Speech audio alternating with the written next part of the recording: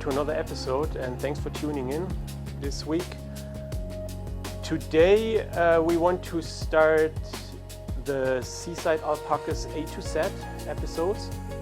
So every once in a while we will bring an episode with a new letter until we went through the whole alphabet. The idea is that this is a good way to introduce all the different roles and characters here on the farm, also some general activities and things going on over the year. Today, obviously, first episode, we start with the letter A as in alpacas, but also as in Alexander. Alexander is our youngest alpaca, so we will introduce him today. And we have also a human here whose name happens to start with the letter A. Maybe you can guess who that is. Yeah, that's Anastasia. And Anastasia is just behind me here working on her knitting machine. And she can introduce herself now. And then after that we will go down into the fields and introduce Alexander to you and tell a bit about his story. And I guess before you see this now, you will already have seen the alpaca part, where we want to show a little bit about the history of alpacas, where they come from, how they came here to Ireland. And this part will also contain some computer animated or AI animated videos, just to give a bit of background about the alpacas and their history. So, yeah, enjoy the show, and I see you later, but for now... Yeah.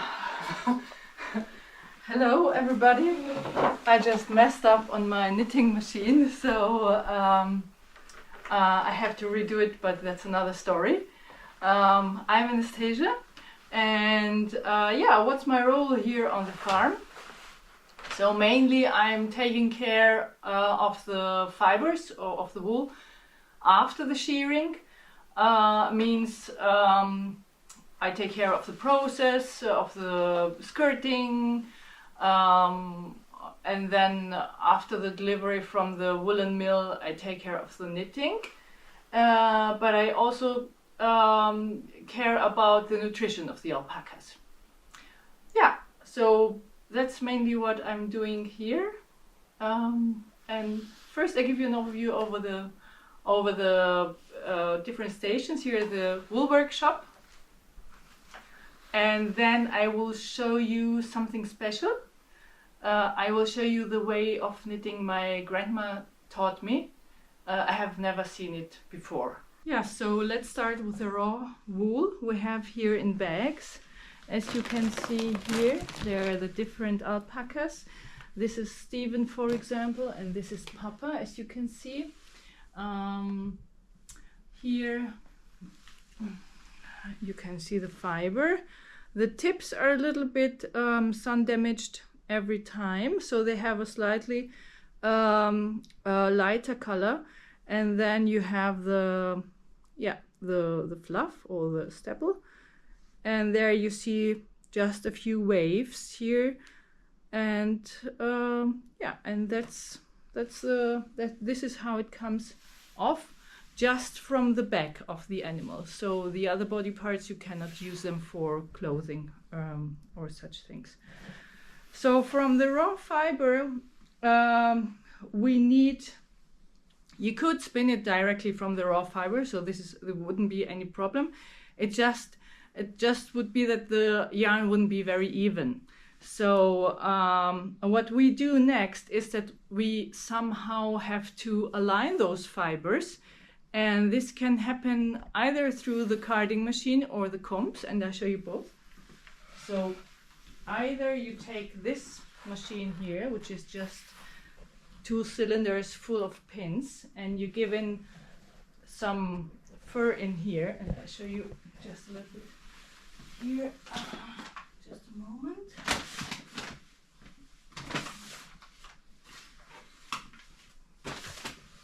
So we take just a little fur here, and it goes into the carding machine.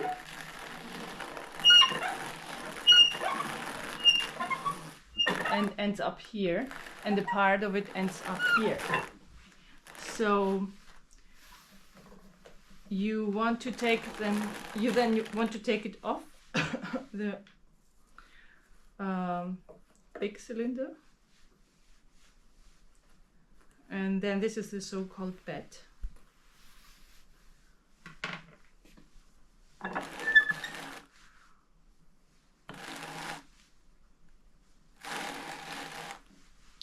And this is how it comes out. Nice and fluffy and really cloudy. But if you take a closer look, it's still full of small knots, you would say. So you still could spin it like this. I normally then would stripe it, and then you could just spin it like this. But what I prefer are the combs, and I show you the combs with another fleece. I have Choco's fleece here, and this is the best part, the center of the back actually. And here I'm just looking for clean cuts. For example, something like this, and then you take this out, and then you can clearly see the cutting edges and the tips, and would take this clean cut and hang it over here to the combs.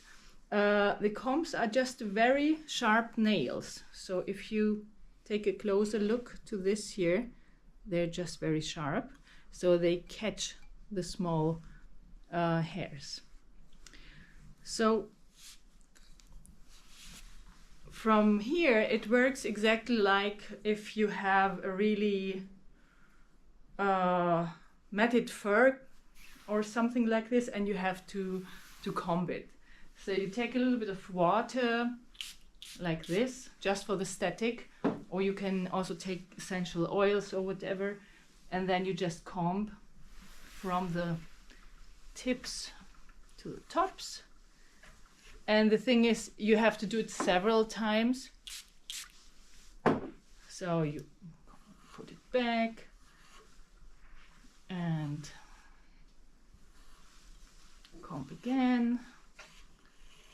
And you see here, for example, there is a little bit of straw, so you take it out. And at the end, you want to have every knot caught here, and here you just want to have the really, really clean fiber. And I show you how we transform this here into a long roving to spin it.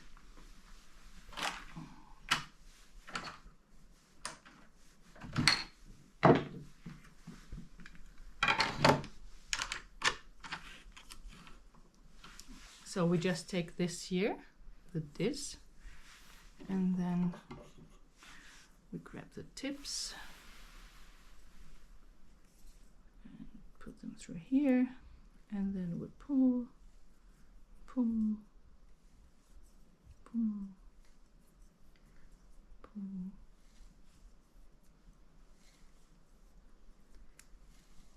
and pull and pull.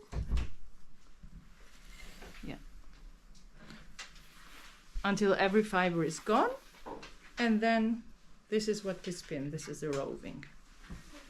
And of course, in the woolen mills, all this is done by machines.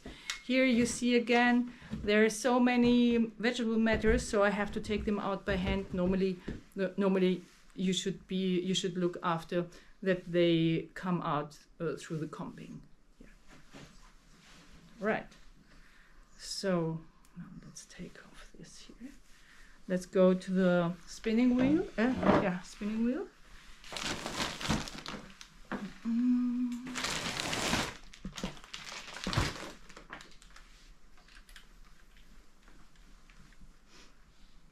Just a moment.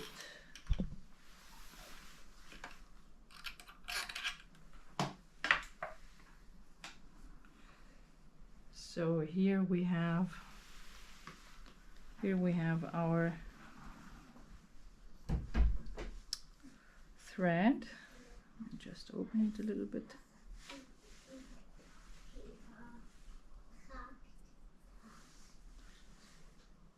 So, and then we just spin.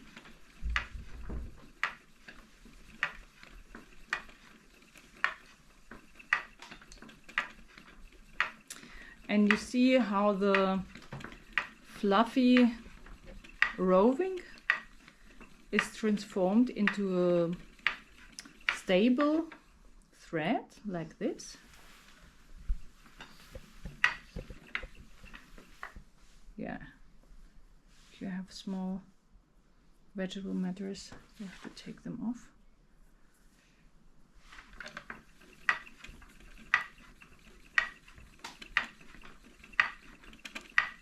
So of course you can make a thinner or thicker thread however you wish. That's up to you. So you have total control. That's it.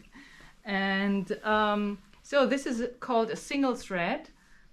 You can just work with a single thread, of course, but normally you want to have two threads plied together because this makes a more even yarn and also more stable yarn. So I show you how it looks like. So this is how it looks like.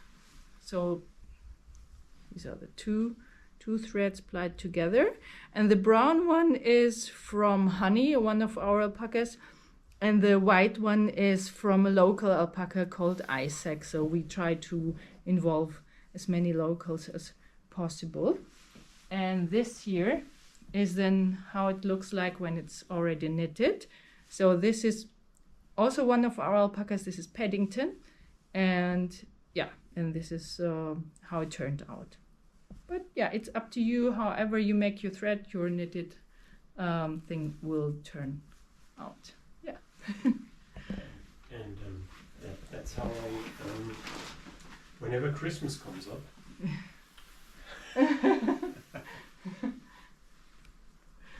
so this is my favorite hat, okay, Paddington. And then whenever Christmas comes up, I take the, how do you call it again? The bat. The bat. And then you see the Santa Claus bells are already ringing. And then I do this, you see? And I turn into Santa Claus. And the first time I did it, the kids didn't recognize me anymore. Yeah. Mona was jumping on me. He really came. I saw him. Oh. All right. And I show you very quickly just my three friends behind me. My three knitting machines. So this is a Toyota standard gauge, like the Brother ones, very common actually. And this is a Brother chunky. So you can knit thicker yarns, and this is a Passap 6000. Yeah, but this is a little bit of a challenge. Okay. Right, and then I show very quickly then how my grandma taught me. Yeah, but mention that again maybe. Yeah. So now I show you how my grandma taught me to knit, and I will knit from a brown yarn from our own herd. So I show you how she taught me to hold the thread. You just put it over your neck, and then you wrap it around your middle finger,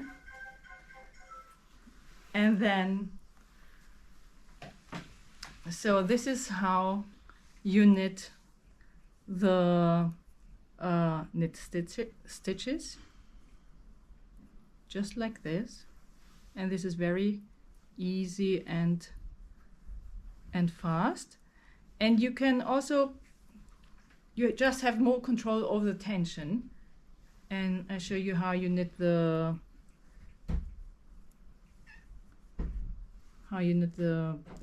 pearl stitches in a moment. Let's do a turn over here.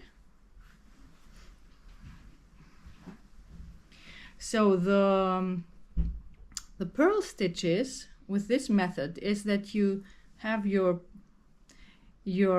needles like this, and you go into the pearl stitch, make a yarn over here, and then you go through here like this.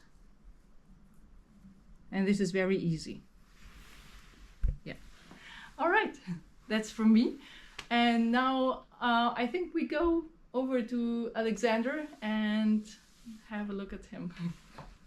All right, but before we go into the field and meet Alexander, let's just take a little dive into the history of the alpaca, even the evolution, and find out where the alpaca really comes from. Believe it or not, these fluffy little faces we see today have a history that goes back millions of years.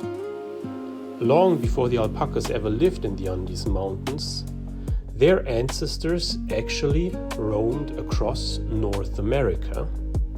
But then, they weren't called alpacas, of course. But they were early camel-like animals, part of a family known as the camelids.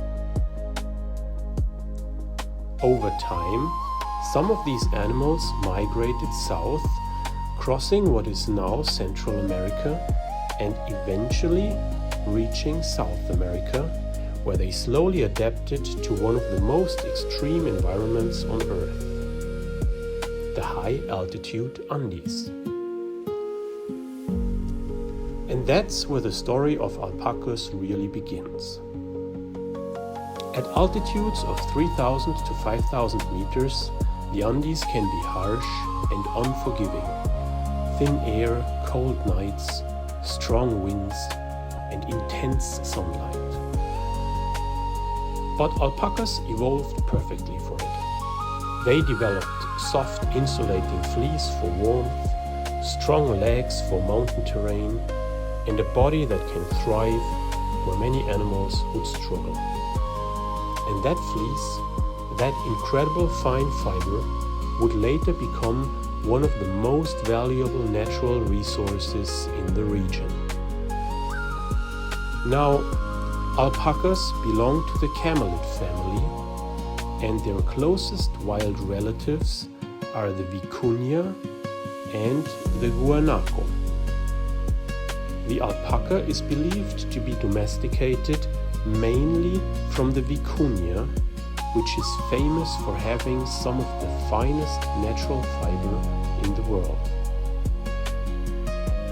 People living in the Andes didn't just find alpacas, they shaped them over generations through careful breeding, not for meat, not for speed, but for fiber, warmth, clothing, and survival. In fact, alpaca fiber was so valuable that it was sometimes called the fiber of the gods. Today, alpacas are still strongly connected to the Andes, especially Peru, Bolivia, and Chile. But they've also made their way across the world to farms like ours here in West Cork. And while they may look like soft, curious little characters, they carry thousands of years of history on their backs, and quite literally in their fleece. So that's A for alpaca. And now that you know where they come from, you might just look at them a little differently. And now it's time to go into the fields and meet a very special individual alpaca named Alexander.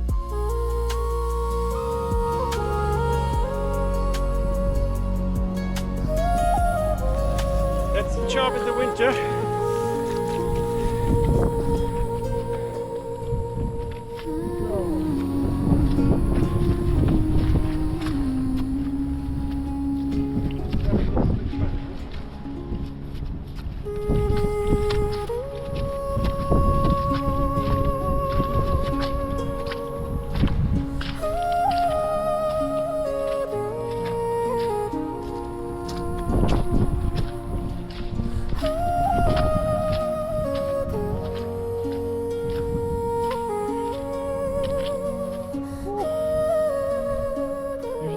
creek coming up here. The horses created that, you see. So for the horses, in the winter time, they would mess up the fields completely if we would leave them in these wet fields.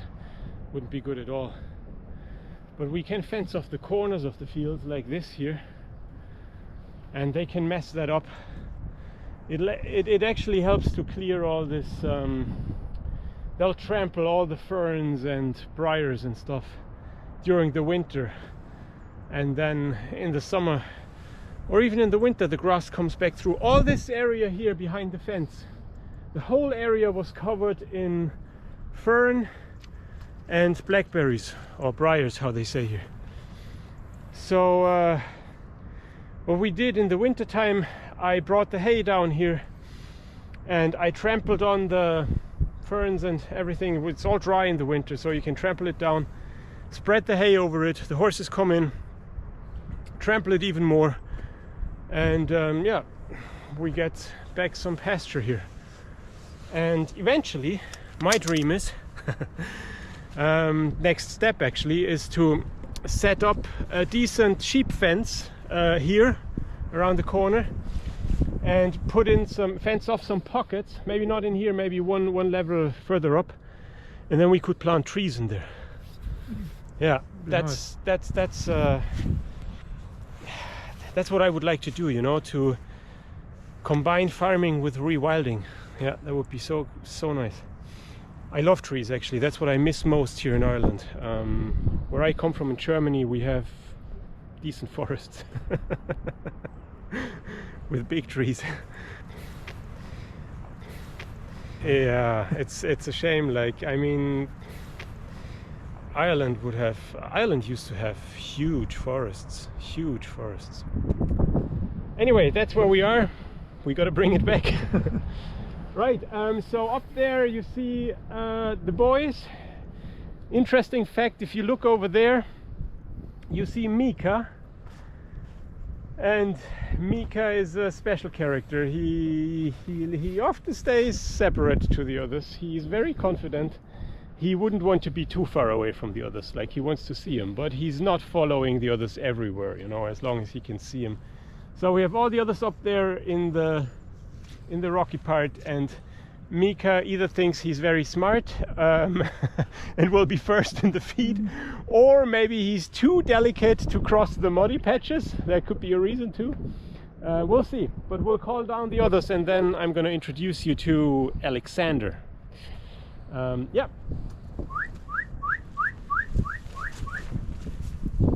Hup, hup, hup.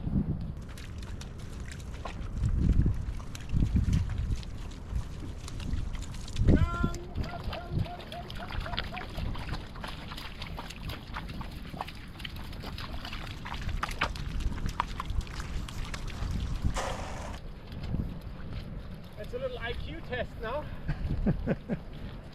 They could walk all the way to the end, the fence is open there, or they have to find a way to sneak through. It's not for them, it's not about being worried about electric fencing. Well, that fence is not on anyway now, obviously. But even if it would be on, they wouldn't feel it, because they're so well insulated through their thick fur.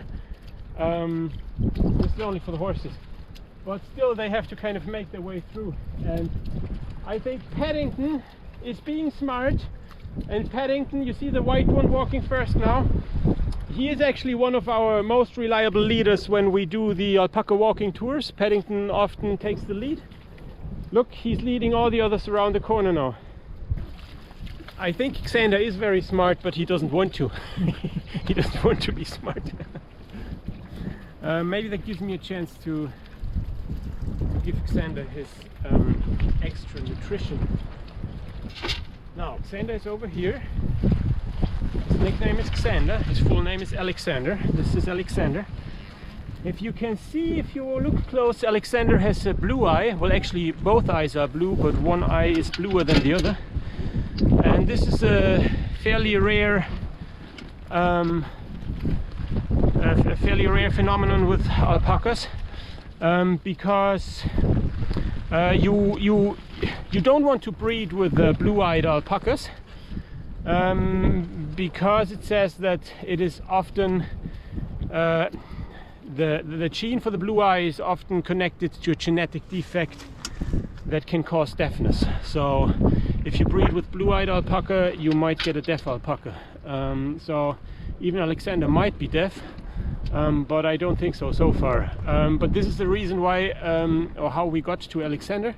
The farm where Alexander was born, they were obviously looking for a place where Alexander could be in a boys group and would be neutered and would not be used for breeding and would have a would be well looked after. And so yeah, we felt honored that they were thinking about us, and that's how Alexander came to us. Now Alexander is the youngest one in the herd. Well, not really, Bob is a bit younger, but just a month. So he is one of the two youngest ones, at the moment at least. And because the previous farm where he was born, they were worried about his mom, who was not the strongest, that Xander would take too much nutrition of the mom, you know, as a baby drinking the milk. So they tried to have him weaned off a bit earlier. So Alexander was weaned off with around 5 months, which is quite early for an alpaca. And for this reason, Alexander is still very nosy. I don't encourage that. I want him to establish the difference between us and them, and not thinking that I'm an alpaca, because then he might start spitting at me later on. But yeah, that's why he's very good with eating out of the hand. And then, because he was weaned off so early, or relatively early, he is a little bit on the weak side in general. So we have to, you know, look after his condition, especially now in the winter time, especially when the weather is like this. Also because the others tend to bully him away when we are feeding. So we have to make sure that he gets enough feed when we feed him. So this is perfect here. Feeding Alexander by hand. It's perfect for this, but it's not really perfect for his overall behavior patterns. He shouldn't really learn to get too close to humans in a way that we are one of his kind, you know. So yeah, I don't do that all the time, feeding him here. Usually I make sure that he has kind of like an extra bucket. Yesterday he was sharing a bucket with, or an extra bowl, he was sharing with Mika, which works very well. Yeah, that's something we have to look after. And you know what? When we get to the letter X in our A to Z episodes, it's fairly hard to find something with X anyway, and because his nickname is Xander, I think we will do an update on Alexander when we get to the letter X, and that'll be a few weeks at least, you know. So we'll see how he does then. He is a good year old now, around 1.5, I guess, getting close to it.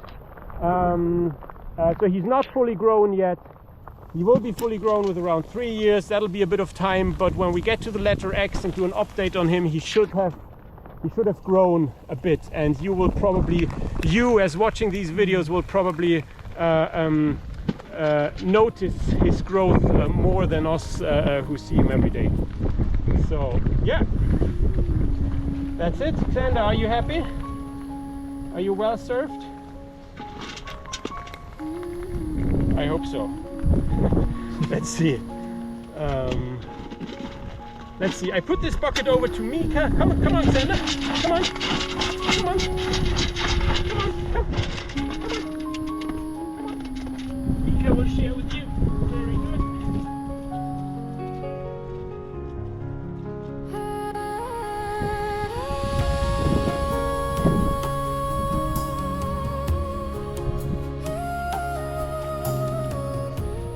Right, yeah, so as we showed in the last video where we brought them down from the other winter pasture, this is the next one where they're in now. Obviously this is their feeding spot at the moment because it's the closest in this pasture, the closest to the house. It's a bit wet, but it's only on this spot, and then further down below it gets drier. They can move from here all the way down to the sea actually, and all the way down into the next field. So yeah, that's their place now. And that's it for today. I hope you enjoyed this content again, and if you did so, maybe push the like button down below. If you really want to support us, you know, hit the subscribe button. And I hope to see you maybe next week again for the next episode. Until then, have a good one. Enjoy your week, and maybe see you then.